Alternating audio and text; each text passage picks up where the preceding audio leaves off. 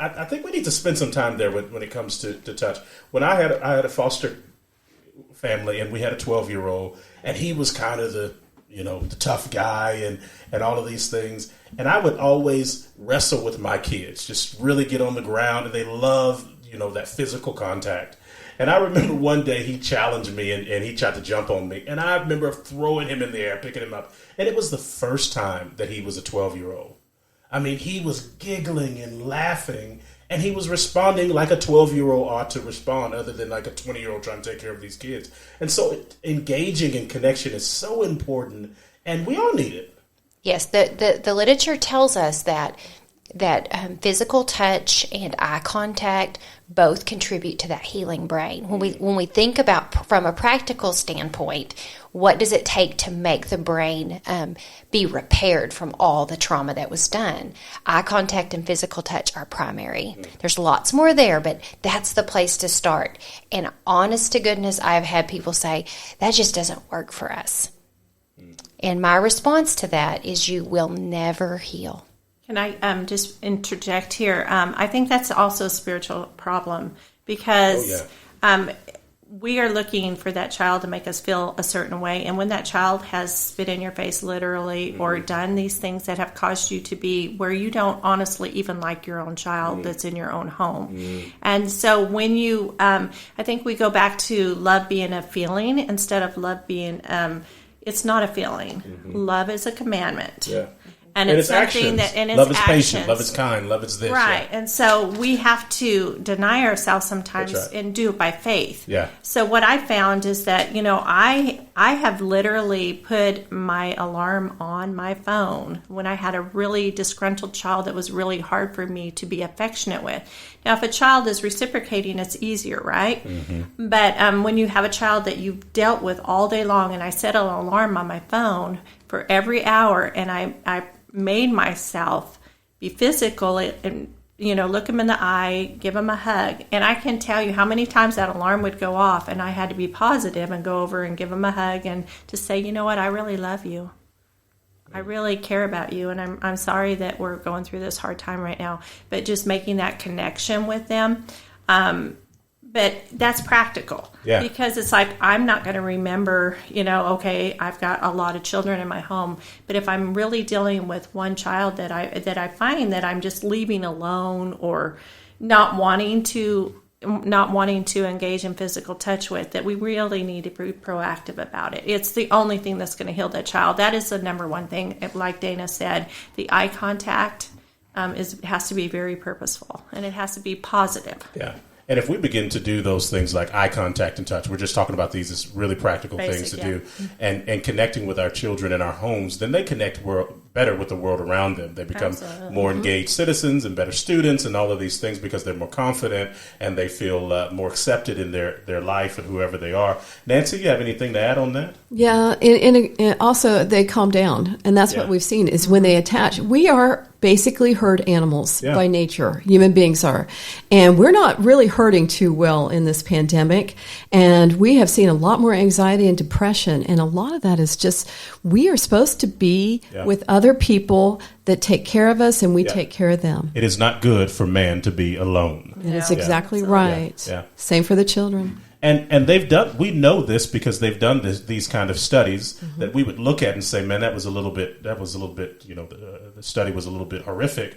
But we found that human contact, even to a baby, is so important that we can't even survive without the connection, without the touch, without the eye contact, and so forth. So from a practical standpoint, if I have families that are resisting this, I will create the moment, and we will have staring contests. We will have that, the game where like you put your hands, one set of hands on top of the other, and you're trying to reach over the top and slap the other person's hand. I will put them knee to knee. Literally, I will scoop them together until their knees touch, and then I'll put their hand to hand, and then I'm like, you cannot look at your hands because you've got to be able to tell what's coming. So they have to stare at each other, they have to touch with their knees, and they have to touch with their hands, and it winds up with everybody laughing. Yeah. So they got the touch, they got the visual thing, and they had fun together. And many of these families never have fun because they feel like, I will not reward you for your bad behavior. Yeah. And you're breaking that spirit or that wall down. Right. You're making them break that wall down for themselves. Nancy, and all of you, but Nancy, you're the one that really knows about the gut and all of these things. Let's talk about the food choices. And I've been fasting this week, and I've been feeling good. I've lost some weight. I'm ready to go. I'm ready to run. Not need a couple more days of fasting, ready to run. But how does our eating and the things that we take in our body affect our mind and the way that we function, especially when we're talking about children? Well, there's a lot to be said for a lot of these traumatized children do have gut issues, and they have their microbes in their microbiome. They're off because high stress creates more pathogenic bacteria, and so you don't have good bacteria. It would be good for them to eat more yogurt, not without a ton of sugar. That's the problem we have is yogurt, often commercially made, is not the best quality because it's very high in sugar. So please watch that. They need to eat a low sugar diet because too much sugar does create bad pathogens, and it affects the microbiome. So cut the sugar. Some children who have had trauma, we're seeing more and more problems with food sensitivities, and there is a relationship that has been seen in research. So it might be for a season you need to cut out gluten. Gluten is probably the number one offender. Lower the sugar, less gluten. Get some fermented foods such as kefir. I really like kefir. I prefer it over yogurt because yogurt has one major and very important probiotic in it, Lactobacillus acidophilus.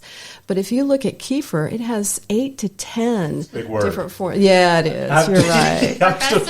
I'm trying to digest that, but go ahead. But there's lots of different strains of positive, good bacteria in kefir, and it has gone.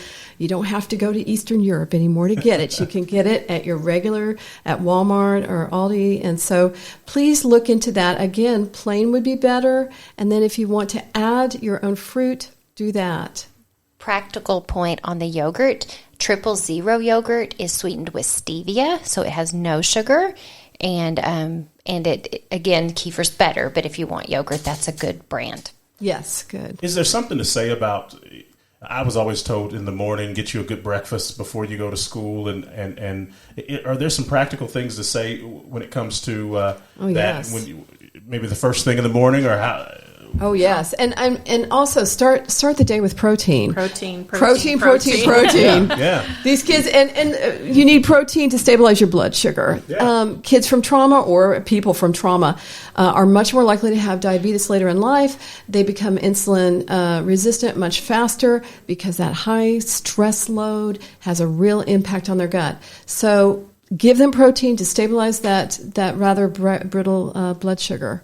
And remember, even oatmeal is the highest of all the different protein-based grains. Just do a bowl of oatmeal. That'll be great. And it's good for the gut, high fiber. Fiber's big. We got to clear things out. So Grandma was right. We got to get our roughage in.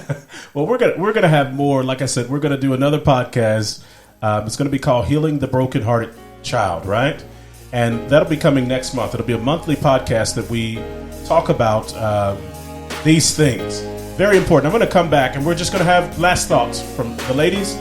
And we'll start our podcast in a couple of weeks. This is Grace Talks.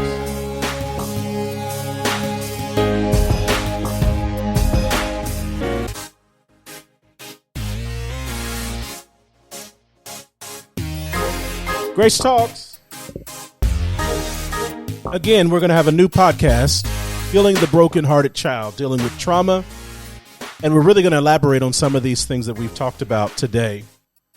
Really, really excellent points. And I just want to give the ladies an opportunity to have some final thoughts.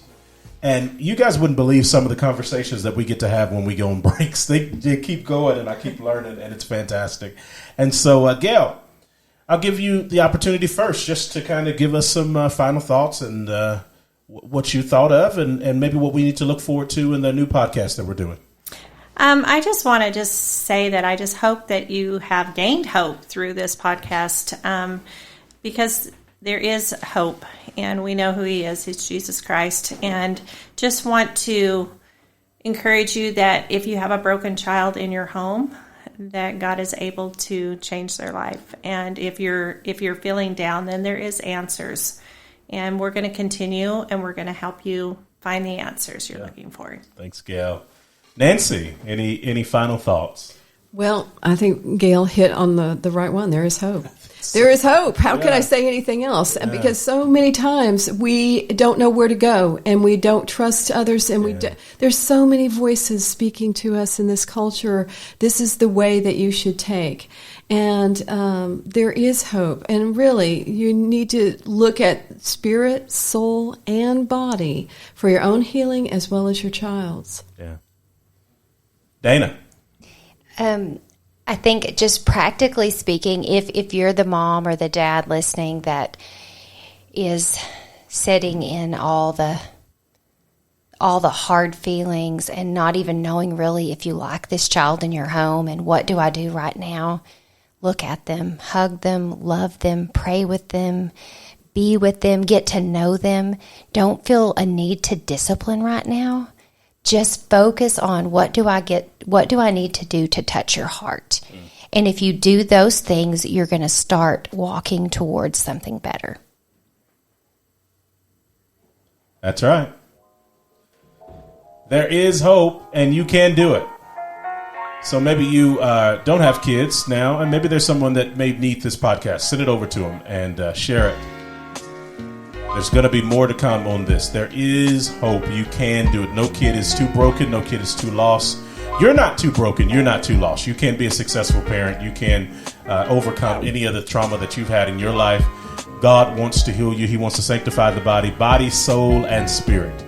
He wants to sanctify us wholly, body, soul, and spirit. That's Thessalonians chapter 5, I believe, verse 7. More of that to come. You can find us on Instagram, on Twitter, on Facebook. Grace Talks, and more information about this new podcast, Healing the Brokenhearted Child, from Isaiah 61. What's the website, Dana, that they can go and find more information? Or Nancy, what's the website? It is www.isaiah61foundation.com. Isaiah61foundation.com. A lot of resources there. We're going to be putting videos up. We're going to be talking about just practical things, dieting, practical things you can do with your kid. And then at some point, me and Gail are going to talk about casting out demons. Come on, Gail. We're going to get to it. It's going to be good. And maybe we'll cast them out. Just put your kid by the podcast. Just touch your phone right now. Why not? God bless you. This is Grace Talks. Bye-bye.